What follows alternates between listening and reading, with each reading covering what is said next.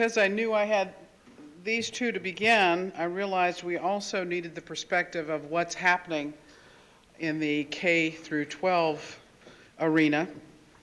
And to that end, I reached out to the National Association of School Boards, and I was very fortunate to have Dr. Brian K. Perkins join us this morning.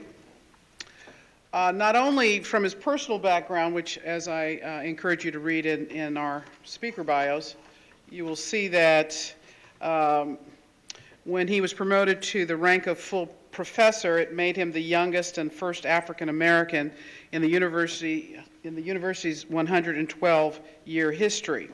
So he knows something about breaking barriers. Beyond that, he has served as director of graduate education programs at Sacred Heart University at Stanford. He was a member of the research faculty at Yale University School of Medicine and has also served as an instructor in the Yale University Department of Chemistry. He received his Bachelor of Science degree in chemistry from Grambling State University, one of our historically black universities, along with a master's degree in public health from Yale University School of Medicine and his Doctor of Education degree from Columbia University Teachers College. Now, against that backdrop, we wanted to hear about his research on what is actually happening in schools. What's the climate within our K through 12 schools? He's been doing some fascinating research on that, and I now bring you Dr. Perkins. Thank you. I'm going to have a little difficulty standing behind the podium. Ask any of my students, I walk all around, and so I'm going to have to restrain and try to stay behind this podium. And I apologize, one of the things that happens when you university professor, it's hard to say anything in less than 2.5-hour blocks. So we should be wrapping up around noon, and I'll take any questions at that time. I'm delighted to be here, and I appreciate the thoughtfulness in which, in terms of the order in which we came, because as I was sitting there thinking, and especially I'm always delighted to hear Katie talk about these statistics because there's a lot underlying why we are where we are. And there's not going to be an easy fix, as she talked about, but we have to keep the focus. And the focus is in a lot of places. You heard, as Professor Jarvis mentioned in my background, you might consider all the different kinds of educational experiences I've had, and they've all just kind of fit together is the best way I can tell you, from going from medicine to education, really trying to figure out how best to help people in this world. The thing that I enjoy about the research that I'm doing right now that has to do with school climate is that I'm able to bring a perspective of one that talks about systems and the way one indicator influences another. And that perspective I want to talk to you a little bit about, because one of the things that both of the presenters before me have talked about had to do with how different places in the system are bulging and out of whack.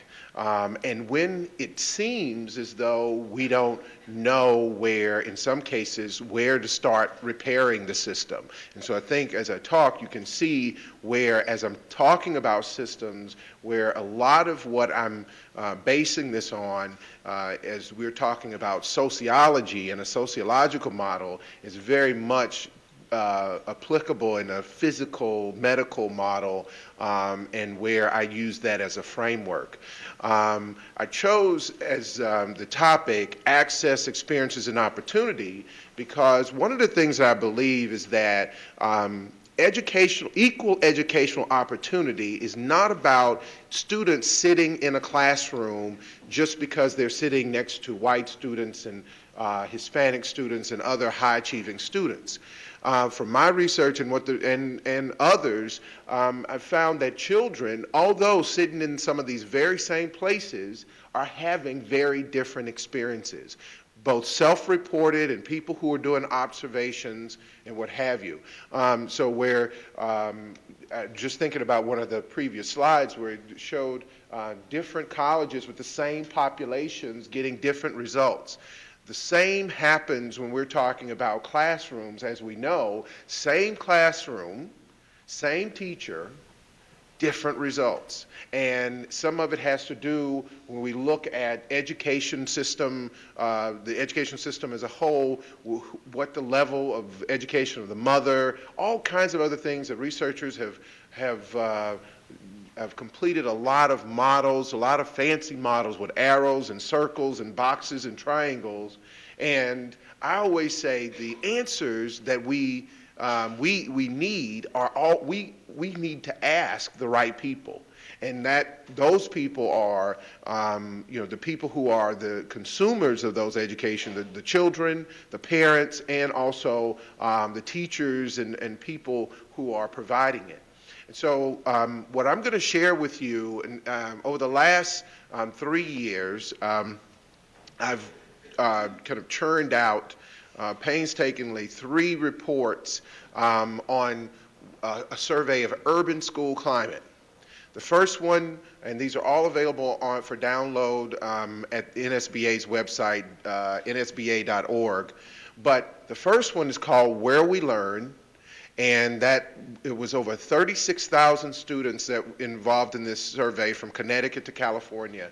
Urban school students all over the country took this survey, and we analyzed the results, and I'm going to talk to you a little bit about what those results are. I only have 15 minutes. I could really spend the day up here.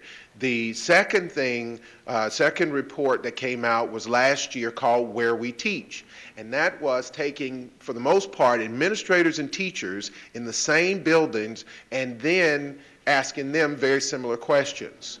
We put those two together and saw, you ask things like, this school is a safe place, and you saw very different responses depending on where you were in this system.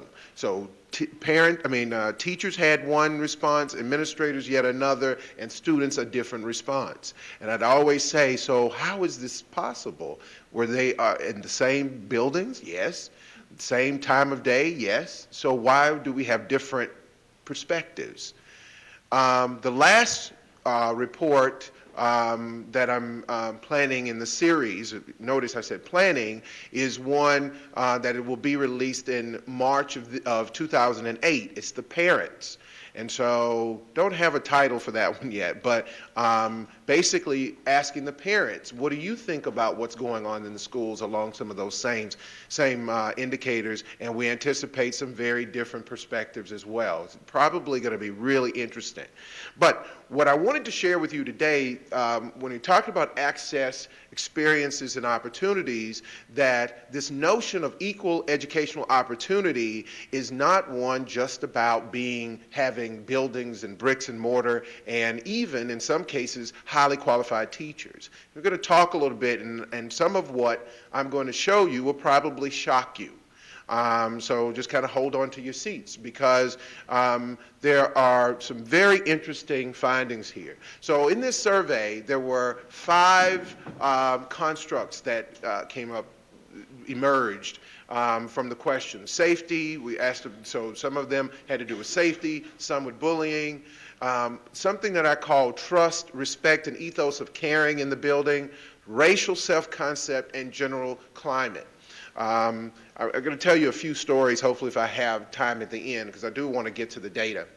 Rather than assume that we have the same kind of operating definition of climate, spent some time thinking about, so what is this thing that's school climate? And I've gone around and I've asked different people, what do you think it is? Here's what I think it is, because it's not just, I've had people say, well, it's the overall feeling when you walk into a building, and you know what we mean by school climate. But what I think school climate is, it's the learning environment created through the interaction Not just one thing or another, but it's how, if you think about people bumping around in situations, the interaction of human relationships, physical setting, and psychological atmosphere. So where we know that all of these items play a role in making up the school climate and atmosphere, okay? So here's one. Oh, you see I'm struggling to stay behind this. Okay, here's one. We have, on the issue of safety, responses to "I feel safe at my school." Now, let me tell you a little bit about the sample group.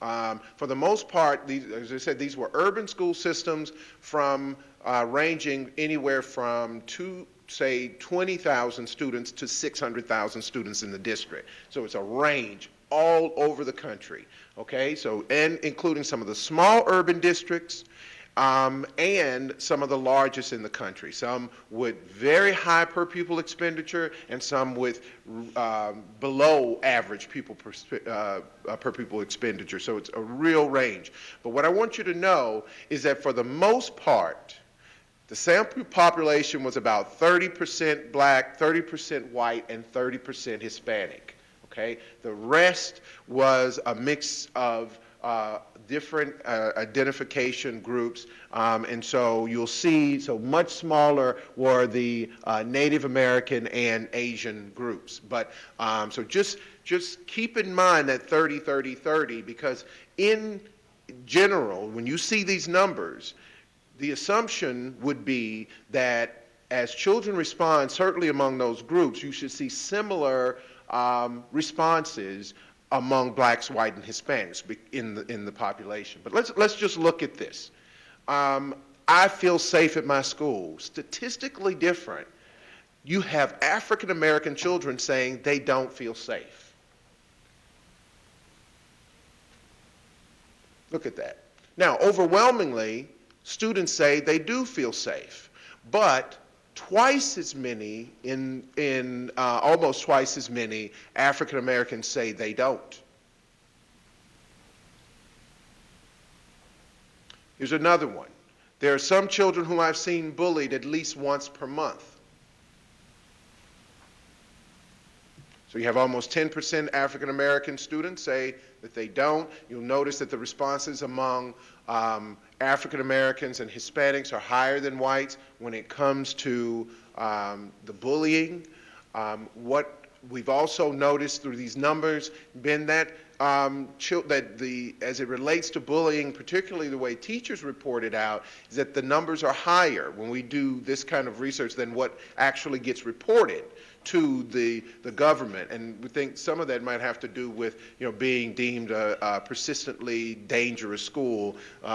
So there are a lot of things that would prevent people from actually wanting to report the real numbers of bullying incidents. But look at what this says, that in terms of the groups, if you add all of those groups together, you have more than 20% of the children say that they see children bullied monthly. Here's a big one. Students at my school trust the teachers by ethnicity. Look at the difference, statistically different here. African American children say, don't trust the teachers.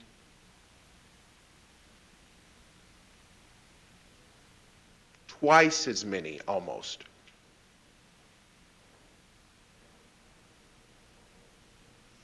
Look at the not sure category there. A lot of students, and in this, because of the importance of teachers and this notion of trust, the adult that's responsible, what's going on in the child's mind that would prevent them from feeling that they could trust the teacher? What's happening? Look at this. At my school, teachers respect the students.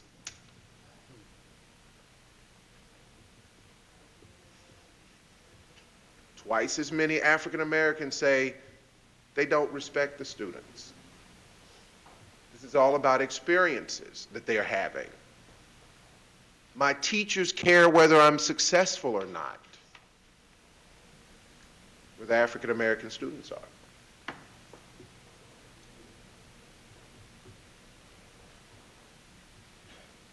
My school, teachers are fair to everyone. Statistically significant here. African American children say teachers are not fair. Now, I wanted to show you this one because people ask the question all the time, and this is going back to the one I just showed you about ethnicity. Teachers are fair to everyone. Now, also broke this down in a lot of different categories, age groups, school level, and I just wanted to demonstrate something here, and you'll notice on this question of fairness, and this actually was a finding we did not expect when it relates to gender. And I just wanted to point out, if you look here, you'll see that the gender is pretty close to the same. And I think, we can applaud ourselves that across at least this survey, gender did not factor out to be statistically different in 23 of the 25 statements that were made. So that as far as gender is concerned, students answered consistently. It was the opposite in 24 of the statements. Race was statistically significant as a predictor of how students would respond. So you could look and say, based on the fact that this student is black, white, or Hispanic, I know that they're going to be different from the other groups. And as we went through each one of the statements that they responded to, African American students were consistently more negative than their peers. Same schools, different experiences. So look at this and you see about this, that the notion that teachers are fair. Part of my pilot research I did in the Republic of South Africa. And I went around to schools, and this was in 1997, 1998. I went around to schools and I looked and tried to figure out what the differences were among students that were in the all-black schools and then those that had been recently integrated into white schools and then those that had kind of long-standing community relationships in private schools and where there had been some mixed schools. And what I found on some of these that I'm going to show you, on notions about things about being hopeful about the future, is that I found, and I have a few others to show you, is that African American children were less positive than children, for example, and I'm not trying to say they're apples and apples we're comparing here, but just throwing it out there to you, is that when it comes to things like being hopeful and positive and optimistic about race and race relations, that the children in South Africa were more positive than were children in our country. I'm just putting it out there as and there are all kinds of variables that, I'm not trying to suggest that it's an equal comparison, but just something to think about, that when you're talking about how children feel about what's going on in school and based on those feelings about their experiences in school, what will translate into performance later on in life and attitudes, they're more positive in other places. I'm hopeful about the future of the United States. This one was not one that was statistically significant, but notice, again, consistent, negative attitudes. An interesting one. Seems like this particular question was one, or statement was one, where a lot of people had trouble with answering race questions. When we were trying to get superintendents and boards of education to buy into participating, say, well, do you have to ask the questions about race? Do you have to know, do you really feel that that's an appropriate question for children at this age?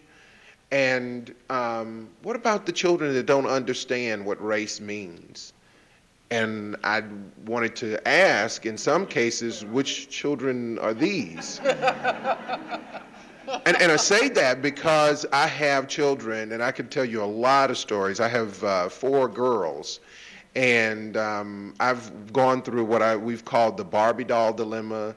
And trust me, at 2 years old, they have already formed racial identity and racial self-concept at a very young age. I'm just saying from experience about that.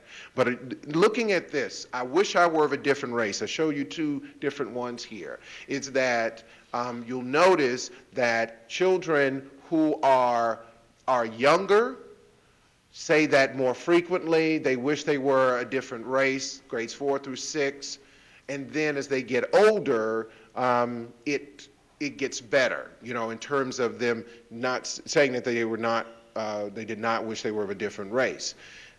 This question, in terms of the exploration, because this was one I had to find out, what is it that's going on that would make you make a statement like this? You'll notice the numbers are low. However, you can't ignore that when this is at the very core of people being comfortable who they are and moving forward. Ask children, you responded this way. Why did you respond that way? It was about the perception of access to things that they did not have, and that education,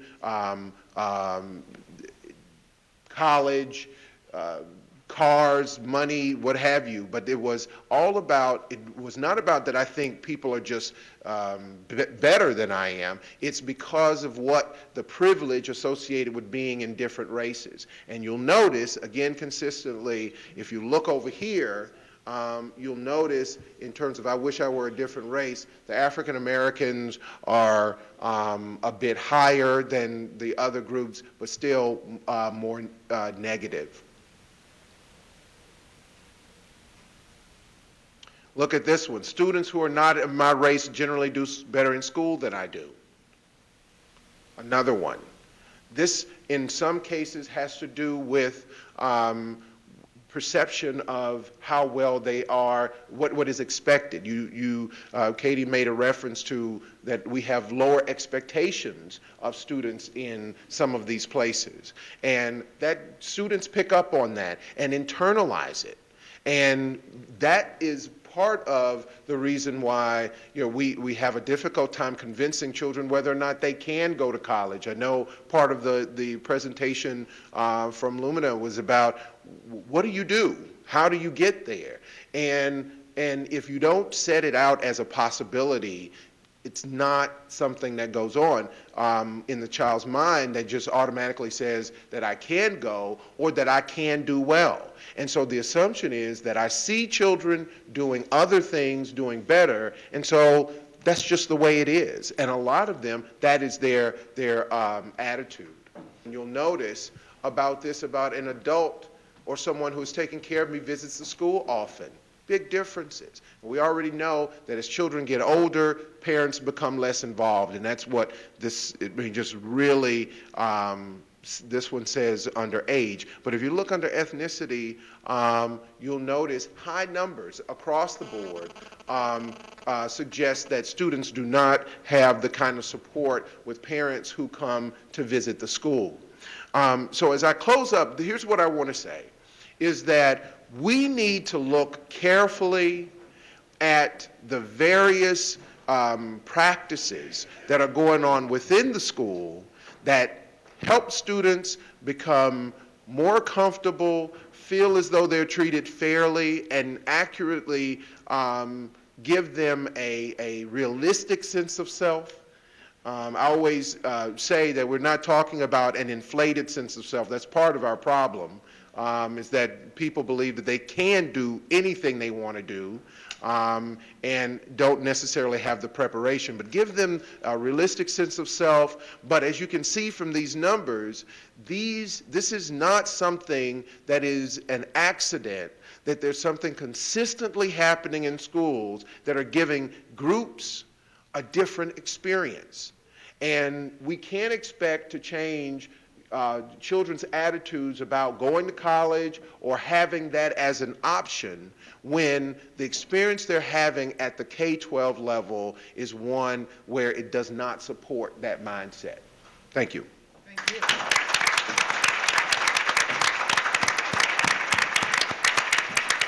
Let me just tell you a little bit about the organization for which I work, and also tell you a little bit about my own professional background. I, like the others, have to confess that I am a graduate of law school. Actually, I practiced law for 18 years and served in government, and in the last 13 years, I probably have had the most educational experience I've had in all the years, and that is running a community-based multi-service organization on Manhattan's Lower East Side. It's 91 years old. It serves about 10,000 people a year, and it serves people of all ages, from little tiny babies and early Head Start all the way through to senior services. And we have a panoply of after-school services, the details of which I won't tell you about right now, because one of my staff members, who's much better equipped to tell you about that, will be speaking this afternoon. Pablo Tejada, who is one of my assistant executive directors, will be telling you more about our college and career efforts with young people. Sounds a lot like the work at Groundworks. And we've been doing it for quite a few years. We generally do it in schools in which we're providing attendance improvement and dropout prevention services, as well as where we run a beacon. For those of you who are from New York City, you may have some familiarity with the concept of beacons, which is where community-based organizations receive a contract from the City of New York, from the Department of Youth and Community Development, to utilize school facilities in after-school hours and on weekends for the purpose of providing a variety of community services. It's like running another community center. But the theme I really wanted to talk about was one that Ben Corbis mentioned earlier, and that is the need to break down silos and the need to create collaboration.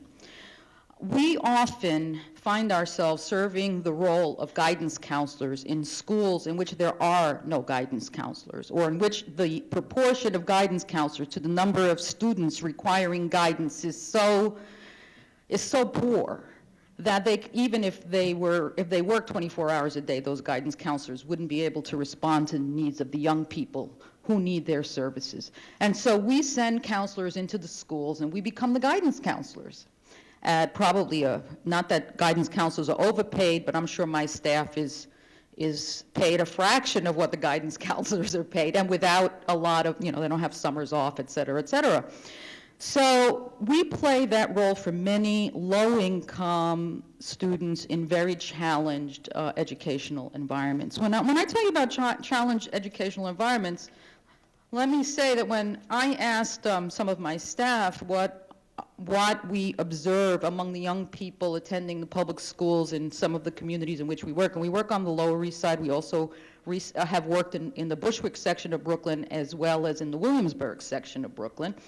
We really see young children who don't have books to do their homework. They don't have books for doing their homework. And I don't mean that their parents didn't buy them notebooks. They did not have textbooks to take home. So the teachers would send them home with with photocopies, I'm dating myself, with photocopies of books. And of course, these things are stapled together, and the kids lose the pages. It's a little challenging to do your assignments when you don't have the materials that you need in order to do that. Now, I'm not talking about a developing country. I'm talking about the Lower East Side of Manhattan and across the bridge in Williamsburg, where I grew up and where I can't afford to live right now, okay? And I, by the way, graduated from law school. So, it tells you, I think that might tell you something about the kinds of challenges that these young people are confronting. What kind of a message does it send a child when they don't rate a book in school? It really is very challenging. And so we come in. We are not educators, but we know how to transmit knowledge and information. And we do it in a way that I think when we talked about the ethos in the schools, I mean, sometimes in some of the schools that we work in, and I don't mean to in any way put the schools down. I know that they have a very difficult task to carry out with very few resources and a lot of demands on them. That having been said, sometimes it's very difficult for us to create collaborative relationships with the schools, although we're carrying out a service and providing a service that the students desperately need. And one of the things that I've wanted to encourage in any opportunity that I have to speak to educators, it's to think about breaking down the silos. Think about how you can use resources outside of the four walls of your institution in order to help assist your students. We shouldn't really, I'm often frustrated when we have to beg school authorities to allow us to use space in their schools so that we can serve their students, or when we have to beg to be allowed to have access to the students. When we, by the way, are paying for the service, the school isn't paying us. I raise money in order to get the funds to be able to go into the school to provide services that the school does not have the resources to provide. What is wrong with the picture when we're not welcome sometimes, when we are required to jump through all kinds of hoops? I really urge educators. I know you're experts in your field. I'm an expert in mine too. Well, I used to be anyway. But one of the things that I want us to urge us all to do is think outside the box. We tell our students to do that. We give a lot of lip service to that. But when we are in our own world where we have expertise, sometimes our focus gets very, very laser-like and narrow. And I think that opportunities to help young people who have tremendous needs and tremendous desire to succeed are lost because of our inability or unwillingness to be open to creating collaborations with people outside our comfort zone. So when we're educators, we think sometimes that the people in community-based organizations don't know anything. The people in the community-based organizations might think that the people in the schools actually don't know anything. And it goes on and on and on like that. And in fact, it's all, I think, those generalizations really don't hold true. A lot of us know a lot. And the young people who are lacking resources, who don't have somebody at home who went to college, let me ask a question just to see who I'm talking to. How many people here are first-generation college goers? Okay, so you understand what the challenges are for those young people. Some young people, you couldn't probably ask your parents to teach you the ropes about school. Your parents were probably, some of them may not have spoken English. They were probably terrified to enter some of the school buildings where their children go to school because they'd either had horrible experiences there, or if you witness what I've witnessed in some of the schools, the message is, oh, parents aren't involved, but the truth is that parents aren't encouraged to be involved. Parents' presence isn't appreciated. And therefore, I understand why parents don't want to come through the door.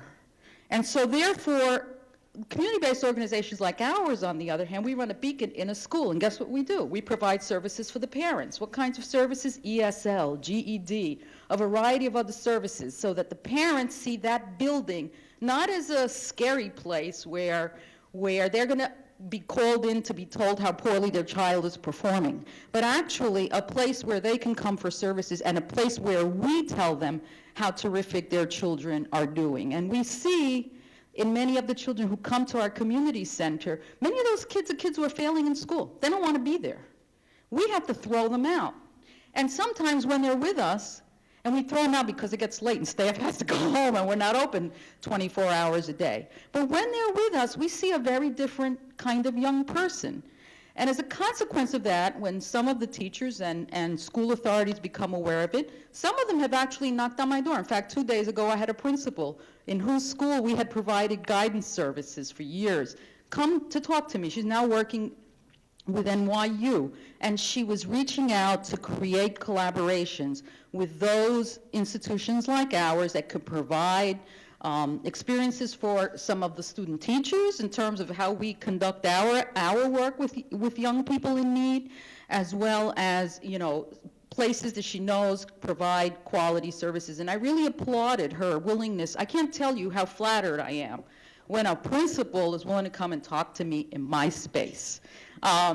It is very reassuring. I feel like we have common ground, and we're going to build on that common ground. And I guess if I leave you with no other thought, I leave you with the plea, perhaps, that to kind of start thinking, and this is something that I've learned to do. When I was a litigator, my focus was was a lot narrower than it is now that I've been doing this for 13 years. But it's to look beyond your particular organizations to organizations like ours. I'm a settlement house. There were 36 of us in the city of New York. Our staff are diverse, very well schooled. I have a lot of people with master's degrees. They could be running, probably some of them Fortune 500 companies, but for whatever reason, they decided they'd rather spend their time and invest their energy in helping pass on what they were lucky enough to acquire, because somebody took the time to bother with them. And it's what we're trying to do with the young people that we work with, and it's what I think we succeed in doing with the young people we work with. Now, I hope my comments have not seemed too unfocused. As I said, I encourage you to go to Pablo's workshop this afternoon, because he'll be able to tell you a lot more about how we conduct our college and career discovery services at the Grand Street Settlement. Thank you. Without further ado, I want to bring to you Professor Susan Sturm, who's at Columbia Law School here in New York. I mentioned earlier this morning that I was trying not to have too many lawyers on the panels, but I had to make an exception here, not only because she went to Yale Law School a little before me, and we look out for each other because we have to, even though, I missed our Harvard person, she had to leave. Anyway, she has spent a great deal of time thinking through the issues of race and education. She's been thinking about how do we take the momentum from this type of session and move it forward. And so because of that work and the advice that she can bring to this gathering, even though she had a commitment in Washington today, she decided that she would come and spend some time with us. So please welcome Susan Sturm.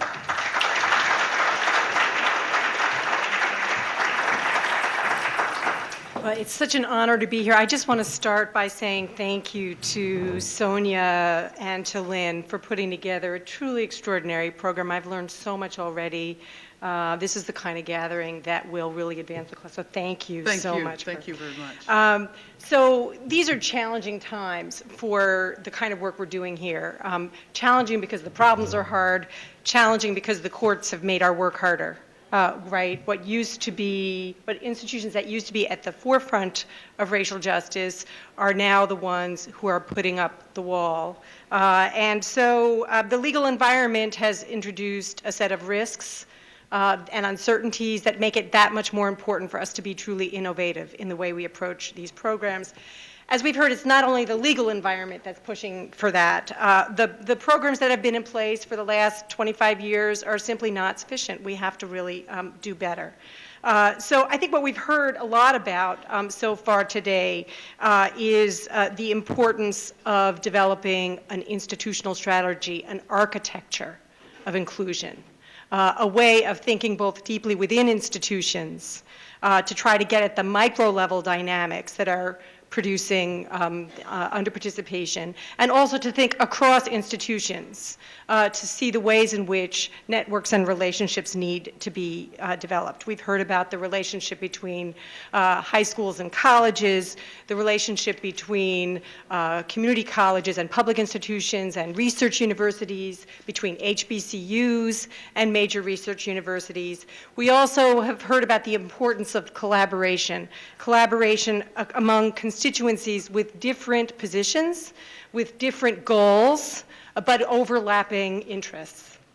So bringing together the people who are really concerned about diversifying our institutions of higher education, with the people who care about making sure that people other than the wealthy get to go to institutions of higher education, people who are concerned about making institutions of higher education more responsive to the knowledge needs of a troubled world, and to encourage our students to go out and tackle those problems and not simply figure out how to improve their status. These problems require, again, figuring out how we knit this together. So we heard the question how do we have more of him, right? We could answer that question, right? How do we institutionalize the possibility of doing institutional change? How do we develop the knowledge, the infrastructure, the institutions, and the roles to sustain collaborations and networks over time? And this is this architectural question. I'd venture to say many of us often think about what are the programs we want to have. But we can figure out what the best program in the world is, but if we don't know how to put it in place and to sustain it over time and to enable other institutions to learn from it, then it's very fleeting. How many of you have been in situations where you have great, innovative programs developed by visionary leaders who then leave or burn out, and then you start all over again? We need to figure out how to do, we talked about institutions have to learn to look in the mirror. I've referred to, this is such an important point, to the importance of developing the capacity for institutional mindfulness. How do you get institutions to reflect on a regular basis about the patterns that reflect where the problems are, but also where the opportunities are? The best practice that looks like a best practice, is it really a best practice? How do we take innovation in one place and enable other places to learn from it? So this is what I mean by an architectural approach. I don't mean to suggest that I have any silver bullets that would answer that question. If I said I did, you would be right to be skeptical. But I have a few ideas about the components of this architecture. So one component, I think, was gestured at by a number of the people who spoke already, and that's to develop new frameworks for defining the problem and defining the goal. We've been operating under an anti-discrimination framework for the last 30 years, and that's because that was necessary. And it was also possible, right? We could use that language, and for first-generation type problems, that was a good place to start. But we need frameworks that move beyond the idea of discrimination, not abandon it, but that will enable us to place discrimination into a broader framework. We need frameworks that also focus our attention on the institutional level and not just on individuals. So we need units of analysis and intervention that will connect what happens to individuals to these broader cultural patterns. So institutions are really important, and people don't think about them very much, right? So they're the place where people come together. They're the kind of link between the communities and the families and the government. And policymakers, we need to be thinking much more, we need frameworks that will focus attention on institutions. We also, I think, need to come up with more robust stories, narratives, and language to talk about what it is that we're doing that moves beyond eliminating discrimination or even just advancing participation. So I think we heard about several examples today about what does it mean to build inclusive environments so that everyone of all races and genders can realize their capabilities. This is actually Amartya Sen's idea, his philosophy, which he says in language that is both eloquent and impenetrable, but is really this idea, right, that what is it so that we can hear from the groundwork discussion this morning, all children will flourish. Everyone has the opportunity to succeed. Clark University's program is, if you didn't pass the test, we failed. So what do we do now? Because you're not leaving here unless you graduate. And guess what? They graduate. So this is the idea of everyone having equality is not about non-discrimination. Right. That's a premise. But it's about everyone having the opportunity to realize their capabilities. And we can even put that in the context of an institution. That's what institutional citizenship means. Now, that's not the only frame, but I think we need to be working on new language and new frames. A second thing I think we need to do is we need to develop more of an understanding of what the roles are that will enable and sustain change over time. So we need people who are in positions to knit together the different systems that have to collaborate in order to bring about change. We need people who want to make a difference, who have the capacity to make a difference, and then figure out how to create positions that will enable them to make a difference. So I call these people organizational catalysts. You know, pick whatever word you want, but organizational catalysts. These are people with social capital who are in a position to act as change agents. There are people who operate at the intersection of different systems. They're influential leaders. They can be, if you're lucky, the president or the chancellor or the provost, but they don't have to be. In fact, they can't only be. They have to be faculty. They have to be admissions officers. They have to be student leaders.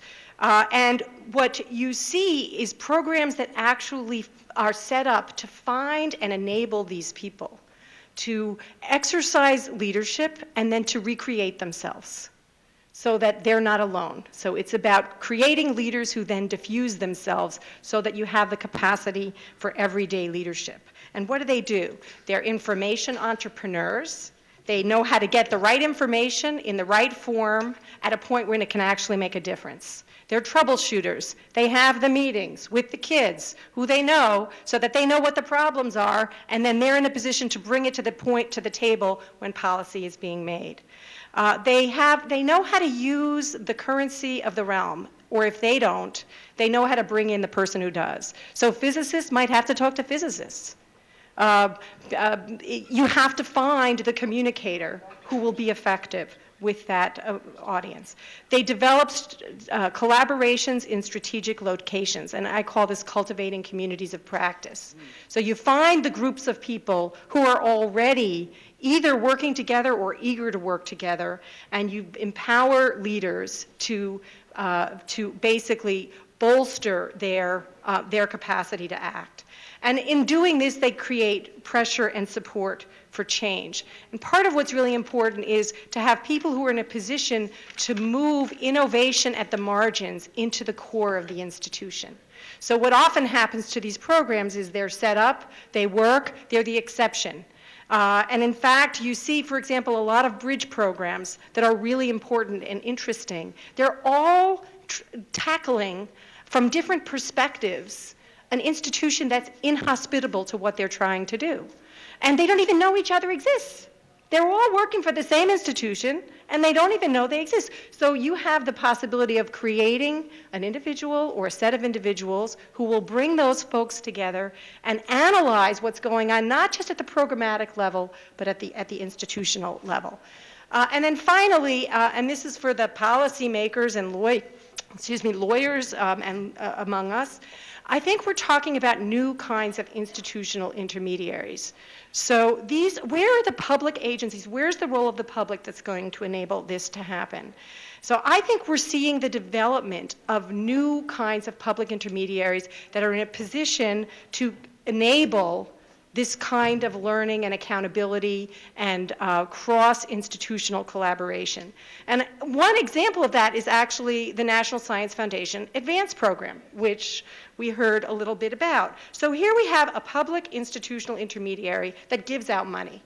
So instead of just giving out money to individual programs, NSF has created a program that requires its participants, as a condition of participating, to generate knowledge about what they're doing and to become part of a community that is, in fact, challenging each other to learn and get better, and then to become leaders, so that they have to take their knowledge and share it with people who didn't get an NSF grant, institutions that didn't get an NSF grant. So here we have public intermediaries that are not simply saying, you didn't comply with our rules, I'm going to do nothing or take you to court.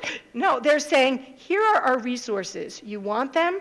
You have to be accountable, develop evidence, share knowledge, and become leaders of your field. And they are situated within a community that has to pay attention to them. So that these are institutions that are both cooperating and competing with each other.